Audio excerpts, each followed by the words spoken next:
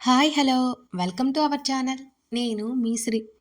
మన ఛానల్ని ఇప్పుడే చూస్తున్నట్లయితే సబ్స్క్రైబ్ చేసుకోవడం మర్చిపోకండి. ఇక కథలోకి వెళ్దాం. ఇష్టమైన సకుడ పార్ట్ 4. గట్టిగా ఊపిరి తీసుకుని తల వెనక్కి పెట్టి అతని ముఖంలోకి చూసి, పెళ్లి చేసుకున్నావు కదా, మరెందుకు మరో ఆడదానితో తిరుగుతున్నావు అని గట్టిగా అరిచింది వేద. హర్ష ముఖంలో రంగులు మారాయి. దీనికి నీ దగ్గర సమాధానం ఉండదు కదా అని గట్టిగా అరిచింది వేద. విసురుగా ఆమెను తన వైపుకు తిప్పుకొని గొంతు పట్టుకోవడంతో ఏమాత్రం జంగకుండా అతని వైపు చూసింది. ఆమె కళ్ళలో ఏ మాత్రం బెరుకులేదు. ఏదో యావగింపు కనిపించగానే అతను భరించలేనట్టు చూశాడు.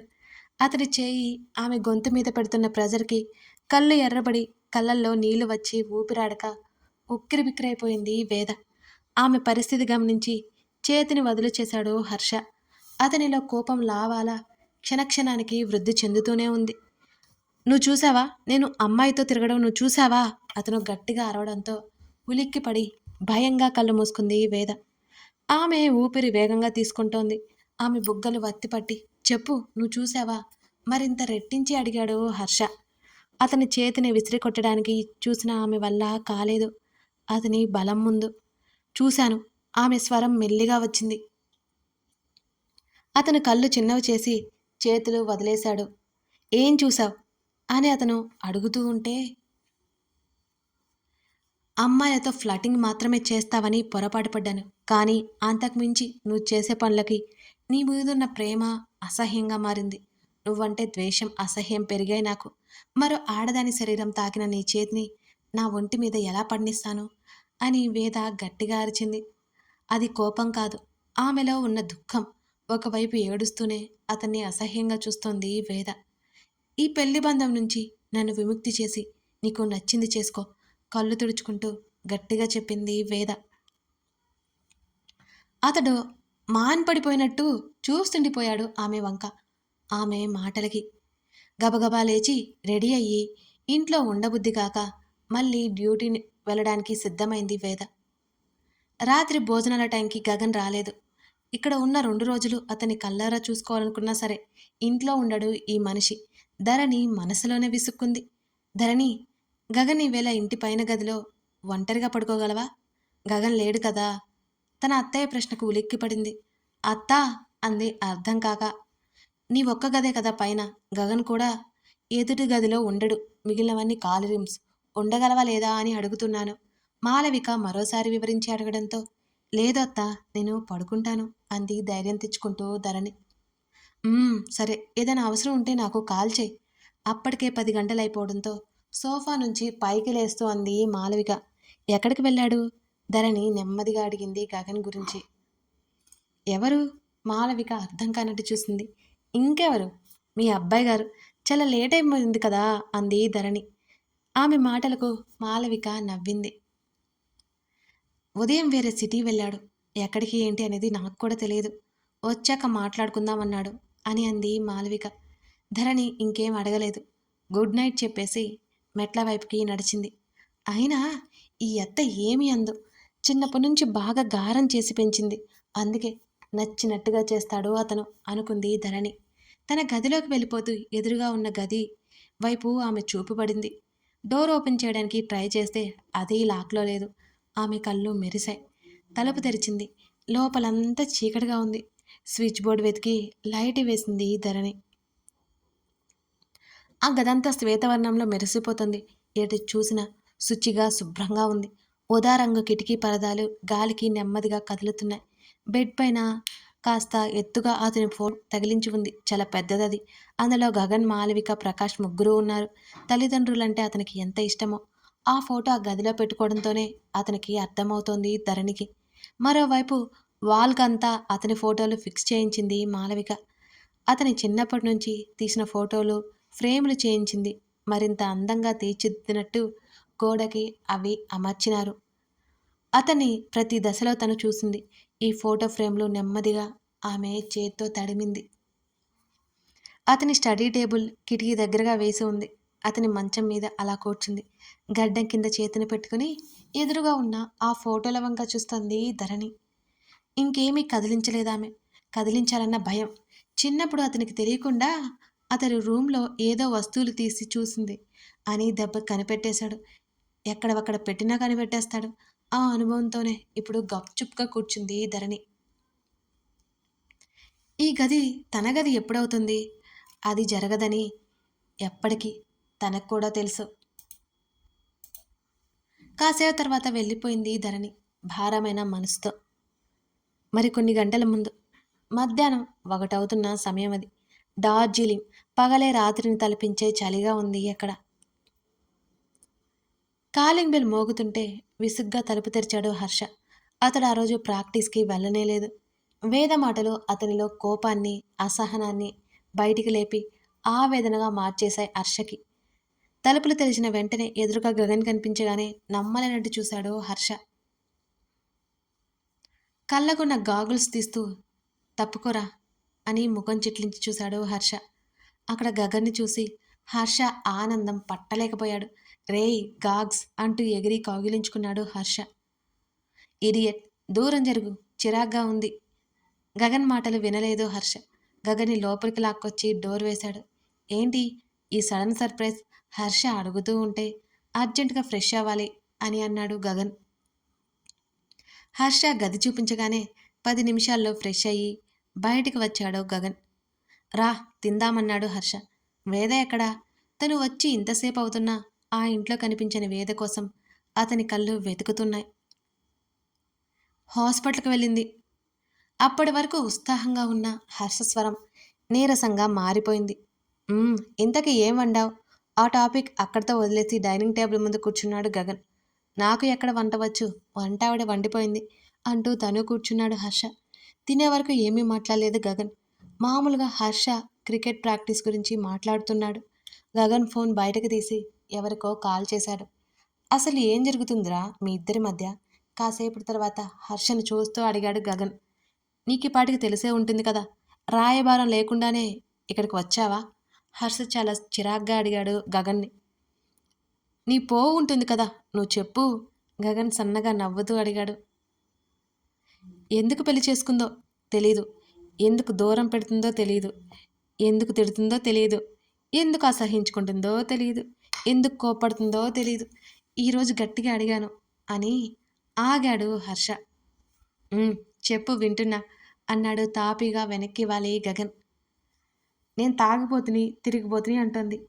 ఎందుకురా నాకంట కట్టావు? జుత్తులోకి 2 చేతులు పోనిచ్చి చాలా అసహనంగా అడిగాడు హర్ష. కాలింగ్ బెల్ మోగింది. హర్ష వెళ్ళి తలుపు తెరిచాడు. వేద లోపలికొచ్చింది. హాల్లో గగన్ కనిపించగానే అతని దగ్గరికి నడిచింది. బ్యాగ్ సోఫాలో వేసి అతని పక్కన కూర్చుంది వేద. ఎలా ఉన్నావు? గగన్ని అడిగింది. బిందాస్. అతని సమాధానం విని ఆమె చిన్నగా నవ్వింది. 5 మినిట్స్ ఫ్రెష్ అయి వస్తాను. బ్యాగ్ తీసుకుని గదిలోకి వెళ్ళిపోయింది వేద. చూసావా, నా ముఖం కూడా చూడలేదు, పళ్ళు బిగించి అన్నాడు హర్ష. ఇప్పుడే కదరా వచ్చింది, రానివ్వు అన్నాడు. పక్షపాతం చూపించావంటే ఊరుకోను సీరియస్గా అన్నాడు హర్ష. గగన్ పెదవులు మళ్ళీ సాగదీశాడు. నవ్వుతో చంపకురా. సోఫాలో వాలిపోయి నుదురు మీద చేతులు పెట్టుకుని కళ్ళు మూసుకున్నాడు హర్ష. కాసేపటి తర్వాత వేద బయటికి వచ్చింది. ఎంతసేపు అవుతుంది వచ్చి? భోజనం చేశావా అని అడిగింది గగన్ని చూస్తూ. అయిపోయింది. అలా కూర్చో, బాగా ఆకలిగా ఉంది, తినేసి వస్తా. ఆ మాటల్లో నిర్లిప్తత గగన్ని తాకింది. వెళ్ళు అన్నాడు. ఆమె డైనింగ్ టేబుల్ దగ్గరికి వెళ్ళింది. ఎంతో ఆకలిగా ఉన్నట్టు, ఉదయం కూడా తిన్నట్టు అనిపించింది గగన్కి. భోజనం చేసి డైనింగ్ హాల్ దగ్గర నుంచి హాల్లోకి వచ్చింది వేద. పడుకొని ఉన్న హర్షని ఒక చూపు చూసి గగన్ పక్కనకొచ్చింది. వేద ఏమైంది అని మృదువుగా అడిగాడు గగన్. నాకు డివోర్స్ కావాలి, నీ ఫ్రెండ్కి చెప్పి ఇప్పించు. ఆ మాటకి పడుకున్నవాడల్లా ఉలిక్కిపడి లేచి కూర్చున్నాడు హర్ష. ఇప్పిస్తాను కానీ ఎందుకు వేదా? ఆమె చేతి మీద చెయ్యి వేసి నెమ్మదిగా అడిగాడు గగన్. ఇతనితో నా వల్ల కాదు గగన్, ప్లీజ్, నేను ఉండలేను అని ఆమె ఏడుపు గొంతుతో అంది. నేను ఏదో టార్చర్ చేసి రాచి రంపాన పెట్టిన కొడుతున్నట్టు మాట్లాడుతోందిరా. హర్ష పళ్ళు కొరుకుతూ చూశాడు వేదవంక. అసలు నీ ప్రాబ్లం ఏంటి? గగన్ చాలా మామూలుగా అడిగాడు వేదని. ఉందిగా, మేడం గారిని అడుగు, చిరాగ్గా అడిగాడు హర్ష. అరే నువ్వు ఆగు కాసేపు, ముఖం చిట్లించాడు గగన్ హర్షని చూస్తూ. మీరే మాట్లాడుకోండి. లేచి వెళ్ళిపోయాడు హర్ష అక్కడి నుంచి. ఇప్పుడు చెప్పు, ఏమైంది? వేదని చూస్తూ అన్నాడు గగన్. నా వల్ల కాదు హర్షతో ఉండడం. ప్లీజ్ అత్తయ్య వాళ్ళతో నువ్వే చెప్పు గగన్ అంది తలదించి. అదే ప్రాబ్లం ఏంటి అని అడిగాడు గగన్. హర్ష నన్నెప్పటికీ ప్రేమించడు గగన్, అదే నా ప్రాబ్లం అంది ముఖం కిందకి దించుకుని. నువ్వెలా చెప్తావు అని అడిగాడు. నాకు తెలుసు, ఏడుపు ఆపుకుంటూ చెప్పింది వేద. వాడు మంచివాడు అని నేను చెప్పను, అలా అని చెడ్డవాడు కూడా కాదు. నువ్వు కోరుకుంటే డివోర్స్ ఏంటి, ఏమైనా ఇప్పిస్తా అని ఆమె తల నిమిరి ఏదో మాట్లాడబోతుండగా, ఇప్పించు, రేపు మాపు నన్ను చంపేయమంటుంది, అది కూడా చేసేయ్. అప్పుడే బయటికి వచ్చిన హర్ష వాళ్ళ మాటలు విని అన్నాడు. టీపాయ్ మీద ఉన్న ఫ్లవర్ వాస్ తీసి హర్ష వైపు విసిరాడు గగన్. క్షణాల్లో అది గమనించి ఒడిచి పట్టుకున్నాడు హర్ష. అప్పటికే గగన్ చూపులు కాల్ చేసేలా ఉన్నాయి హర్షని. అదేమీ పట్టించుకోలేదు హర్ష. నేను బయట ఉంటాను, నీ పంచాయతీ అయిపోతే వచ్చే. ఆ ఫ్లవర్ వాస్ దుమ్ము దులిపి టీపాయ్ మీద పెట్టి చక్కగా వెళ్ళిపోయాడు హర్ష. తిక్క వెదవ, వేద పళ్ళు నూరుకుంది. మంచోడు వేద, గగన్ చిన్నగా నవ్వాడు. ఇప్పుడే కదా మంచోడని నేను చెప్పను అన్నావు అని గగన్ వైపు సీరియస్గా చూసి చేతులు కట్టుకుని ముఖం తిప్పుకుంది వేద. వేద భుజం చుట్టూ చెయ్యేసి ప్రాబ్లం ఏంటి వాడితో అని అడిగాడు మరోసారి. అక్కడ ఉంది వేద కాబట్టి అతని స్వరం అంత స్మూత్గా ఉంది. అదే మరొకరు అయితే అతను అడగడం కాదు కదా, మాట్లాడడం కూడా చేయడు. తన బిహేవియర్ ఎప్పటికీ మారదు గగన్. ఇంకా అమ్మాయిలతో ఫ్లాటింగ్, అంతకు మించి ముందుకెళ్ళిపోయాడు అని చేతుల్లో ముఖం దాచుకుని చెప్పింది వేద. అతను 2 క్షణాల పాటు ఏమీ మాట్లాడలేదు గగన్. వాడి గురించి ప్రత్యేకంగా నీకు చెప్పాల్సింది ఏం లేదు వేద. నువ్వు కావాలి అంటున్నావు కాబట్టి డివోర్స్కి వాడితో పాటు ఆంటీ అంకుల్ని కూడా ఒప్పిస్తాను అని అన్నాడు గగన్. వేద మనసు అఘాతంలోకి కూరుకుపోయినట్టు అనిపించింది. సరే అయినా బింకంగా ఉంది ఆమె. But one condition. గగన్ మాటలకు తల ఎత్తి అతని వైపు చూసింది వేద. ఆమె కనులు ప్రశ్నార్థకంగా చూస్తున్నాయి అతని వంక. నువ్వు వాడి వైఫ్గా కాదు, వాడి ఫ్రెండ్లా ఉండు. వాడికి డివోర్స్ ఇచ్చి నీ డెసిషన్ నేను కొట్టిపారాను. వాడు తప్పు చేస్తుంటే ఒక ఫ్రెండ్లా ఆ తప్పు నుంచి బయటపడడానికి ప్రయత్నం చేయి. 1కి 2 సార్లు చెప్పు, అయినా నీ వల్ల కాకపోతే వదిలే అని. ఇన్ని ఆలోచించి ప్రశాంతత లేకుండా చేసుకోకు. వాడిని బాగు చేసే ప్రయత్నం అయితే చేయి. భార్యగా కాదు, ఒక ఫ్రెండ్గా. డివోర్స్ ఇప్పించే బాధ్యత నాది, నువ్వు కావాలి అనుకుంటే అని అంటూ. ఇంకా ఇక్కడే ఉంటే ఏడ్చి చస్తాడు వాడు అంటూ పైకి లేచాడు గగన్. ఇవాళ ఉంటావా అని అడిగింది వేద. లేదు, నువ్వు అర్జెంటుగా రమ్మంటే వచ్చాను. నైట్ ఫ్లైట్కి వెళ్ళిపోతాను అని అన్నాడు గగన్. మరి ఇప్పుడు మీ ఇద్దరు వెళ్ళి బయట తిరగకపోతే ఏం, ఇంట్లో ఉండొచ్చు కదా. వేద కోపంగా అంది. 1 అవర్లో వచ్చేస్తాం అని చిన్నగా నవ్వి బయటికి వెళ్ళిపోయాడు గగన్. వేద సోఫాలో వెనక్కి వాలి ఆలోచించుకుంటూ కళ్ళు మూసుకుంది. గగన్ రావడం తనకి మంచిదే అయింది. ఆమె మనసు కాస్త ప్రశాంతంగా మారింది అతనితో మాట్లాడాక.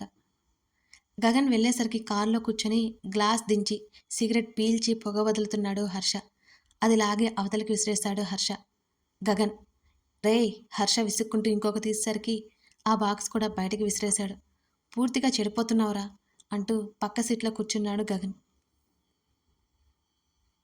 నీ ఫ్రెండ్తో కలిసి నాకు లెక్చర్లు ఇవ్వడానికి వచ్చావా?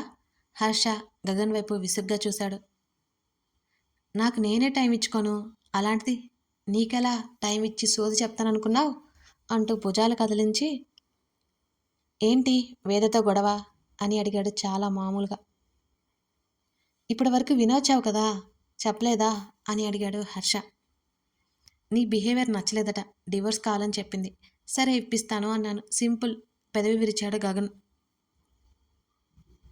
హర్ష పళ్ళు నూరుకుంటూ చూశాడు. అది అడగడానే ఇప్పిస్తావా అనగానే ఒక్కటి పడింది హర్షకి. అది ఇది అన్నావంటే చంపి పడేస్తా అన్నాడు. నా పెళ్ళాంరా, నా ఇష్టం దవడ సరిచేసుకుంటూ అన్నాడు హర్ష. అది తను చెప్పాలి అని వెంటనే గగన్ని హగ్ చేసుకున్నాడు హర్ష. చిచి, దూరం జరపబోయాడు గగన్. అరే ప్లీజ్ రా, నాకు వేద కావాలి, ఏదో ఒకటి చేయి. హర్ష గారాలిపోయాడు అతని దగ్గర. గగన్ పెదవులు విచ్చుకున్నాయి. హర్షని విసుగ్గా దూరం తోశాడు. చేతనైతే నువ్వే సాధించుకో. నాకు కావాలంటే ఎలా వస్తుంది? లవ్ చేయి, సొంతం చేసుకో అన్నాడు గగన్. ఎక్కడ్రా బాబు, నేను చెప్పేది విందు. ఏదో మాట్లాడుతుంది, ఏదో అంటుంది. ఎలా సాధించుకోవాలి? ఏం చేయాలి? హర్ష తలపట్టుకున్నాడు. అమ్మాయిని ఫ్లర్ట్ చేసినంత ఈజీ కాదు అని. కావాలి అంటే సాధించుకోవాలిరా. వేద కావాలంటే ఫైట్ చేయి, సాధించుకో అన్నాడు గగన్. వేరే వాడితో ఫైట్ చేస్తే సాధించవచ్చు, తనతో ఏం ఫైట్ చేయాలి? సామెతలు చెప్పకు, నీ దాకా వస్తగా నీకు తెలియదు. హర్ష విసుక్కున్నాడు మరోసారి. ఫైట్ చేయడం అంటే గొడవ పడ్డం కాదురా ఈడియట్. అయినా నేను నీలాగా అనుకున్నావా? ఏదైనా ఫేస్ టు ఫేస్. గగన్ గర్వంగా భుజాలెగరేశాడు. చూస్తానుగా, ఎక్కడికి పోతాను? హర్ష అదోలా చూశాడు గగన్ వంక. ఆ రోజు రాత్రి హర్ష వేదతో కాసేపు టైం స్పెండ్ చేసి రిటర్న్ బయలుదేరాడు గగన్. అతను హైదరాబాద్ వచ్చేసరికి రాత్రి 11 గంటలు దాటిపోయింది. గదిలోకి రాగానే క్షణకాలం ఆగిపోయాడు. అలా కనులు మూసుకున్నాడు. ఎవరో తన గదిలోకి వచ్చినట్టుగా ఏదో కొత్త ఫ్రేగ్రెన్స్ అతని ముక్కును తాకింది.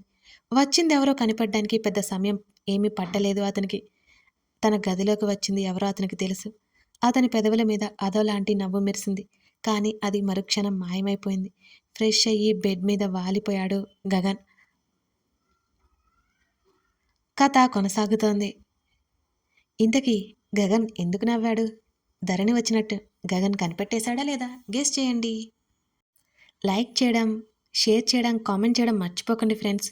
మీరు మంచిగా కామెంట్స్, లైక్స్ ఇస్తే నేను డైలీ 2 ఎపిసోడ్స్ ఇచ్చేస్తా కంటిన్యూస్గా. మీరేమంటారు? Thank you for watching this video.